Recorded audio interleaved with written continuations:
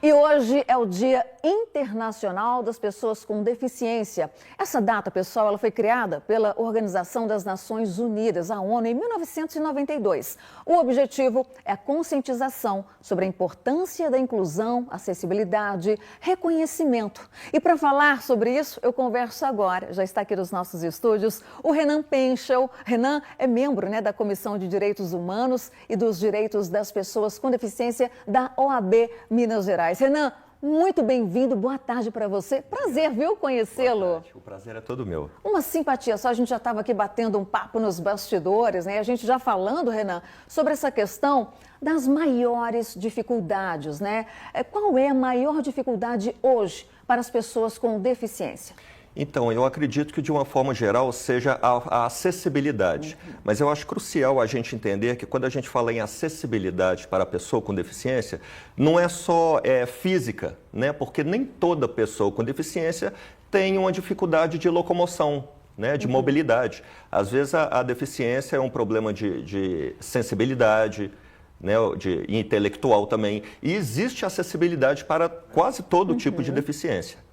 Pessoas com deficiência, PCDs, quais são, quem se enquadra como pessoa com deficiência?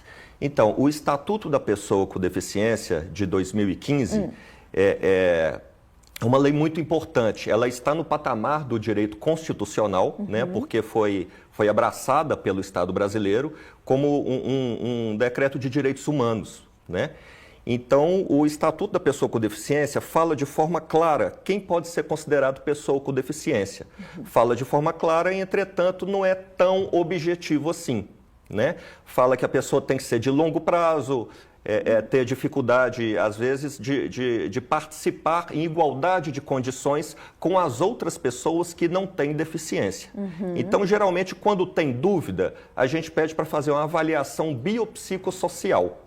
Porque muitas vezes a gente tem dúvida se a pessoa é considerada pessoa com deficiência ou não. Porque muitas vezes a deficiência é oculta. E muitas vezes nem a própria pessoa sabe. Às vezes, desde nascença, ela já tem uma dificuldade em interagir, socializar, de igualdade de condições com as outras pessoas. Às vezes, na escola, no trabalho, a família já tem essa dificuldade. O que será que ele tem? Ele é meio diferente, E às vezes é até capacitista a gente ficar chamando a pessoas por termos que denegridem a imagem dela e muitas vezes até por falta de conhecimento também. Por isso que é fundamental, às vezes, levar a pessoa num psicólogo, num psiquiatra para fazer alguns exames e deixar de lado esse preconceito todo. Agora, Renan, em relação às políticas públicas, o que o nosso país, em que já avançou, mas o que nós ainda estamos ali, atrasados e que pode melhorar e deve melhorar? Então, felizmente, já caminhamos bastante, já conseguimos alcançar muitas coisas, sobretudo com esse Estatuto da Pessoa com Deficiência, que até veio alterar o Código Civil, E dizendo que toda pessoa com deficiência, independentemente do tipo da deficiência, ela é considerada plenamente capaz de todos os atos da vida civil, salvo comprovação em contrário, desde que ela não seja interditada, tenha um curador. Mas, a princípio, ela é plenamente capaz. Então, esse Estatuto da Pessoa com Deficiência veio também dizendo o que é acessibilidade física, a quebra de barreiras para que essa pessoa consiga ter uma interação social, sobretudo no mercado de trabalho também. Exatamente. A lei de cotas está completando mais de 30 anos já de existência e a lei de cotas podemos dividir em dois grandes grupos, as empresas privadas, que são obrigadas a separar um percentual para a contratação de pessoas com deficiência, e esse percentual é progressivo, de acordo com o número de funcionários, colaboradores que essa empresa tem. A partir de 100 funcionários, ela já tem a obrigatoriedade de ter uma percentagem mínima para PCD. E isso vai progredindo, de acordo com o número de colaboradores. E no outro grupo, que eu gosto de dividir bem, são as instituições públicas, tanto da administração direta quanto da administração indireta, que precisa fazer concurso público. Então, um mínimo de 5% nos concursos públicos devem ser reservados à pessoa com deficiência. Muito bem. Para você que está chegando agora, a tela da Band, estamos recebendo aqui a visita muito especial do Renan Penchel, que é integrante, membro da Comissão de Direitos Humanos e dos Direitos das Pessoas com Deficiência da OAB, Seção Minas Gerais. Hoje, pessoal, 3 de dezembro, Dia Internacional das Pessoas com Deficiência. Renan está trazendo aqui para a gente alguns retratos, as realidades, Agora, você falou sobre essa questão da acessibilidade. Os acompanhantes também são inseridos nessa questão da legislação, Como fica essa relação com os acompanhantes? É uma ótima pergunta, porque muitas vezes a pessoa incapacitada, ela não pode separar do seu acompanhante, Às vezes, para ela ter prioridade na fila, ou, por exemplo, ter o desconto ou a isenção da taxa no pagamento de uma passagem, o acompanhante vai ficar para trás? Não.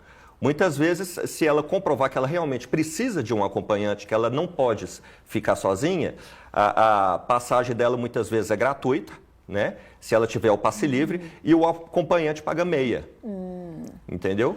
Ô, Renan, você falou isso sobre essa questão de isenção, Tem a isenção em relação ao IPVA. O que há de novidade ou o que há de mais atual em relação a essa isenção do tributo? Então, a isenção, a gente pode começar a falar primeiro para os automóveis, O IPVA é um imposto estadual, então tem estados que dão essa isenção e de acordo com o limite de valor. Tem outros que dão um limite mais alto, outros mais baixos, então isso varia. Mas, além do IPVA, tem outros impostos também para automóveis, principalmente na compra de carro 0 quilômetro. Tem a isenção do ICMS, que é outro imposto estadual, e tem a isenção do IPI, que é um imposto federal.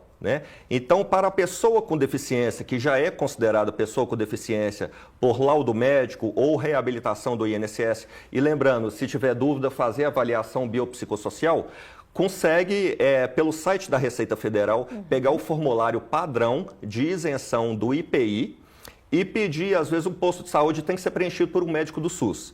E no site também do Estado, pegar são formulários padrões, não pode ser relatório médico simples.